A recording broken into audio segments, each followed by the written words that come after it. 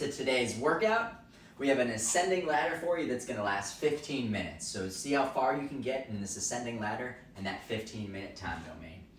Well, the sequence for this movement is going to be to perform 3 bent over rows, followed by 3 sit-ups, and then 3 deck squats. And then you'll just increase this pattern by 3 reps for each movement. So then 6 bent over rows, 6 sit-ups, 6 deck squats, 9, 9, 9, and so on and so forth for the duration of that 15 minutes.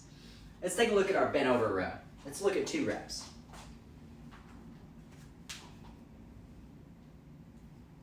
Relax. All right, so ideally we want to go with a little lighter weight for this so that we can really focus on that muscular endurance and really push how far we can get into this 15-minute AMRAP. So as you can see here, Lisa's just using one, in this case 35-pound dumbbell, held lengthwise within both arms. What we're looking for in the setup is a slight bend in the knee, and then she's going to send those hips back, those shoulders forward, keeping a nice flat back, all right? How horizontal our back angle gets is really determined by the flexibility in the hamstrings. The more flexible you are, the more horizontal you'll get.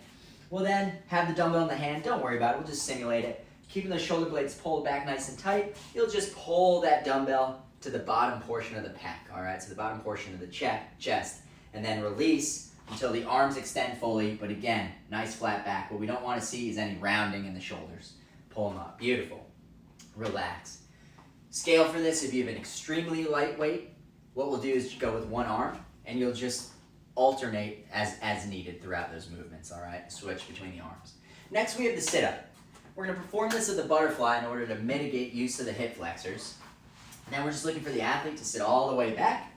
Hands will touch behind them, and then they can use those arms as momentum to sit all the way forward, and we're just looking for the shoulders to be forward of the hips, all right? Let's look at 2 reps at speed. 1, 2, beautiful. Now, of course, we can always put the feet flat on the ground, and we can use dumbbells or a sofa to help anchor the feet. That's fine if necessary. And last but not least, we have the deck squat. This is what the deck squat looks like. Let's watch 2 reps.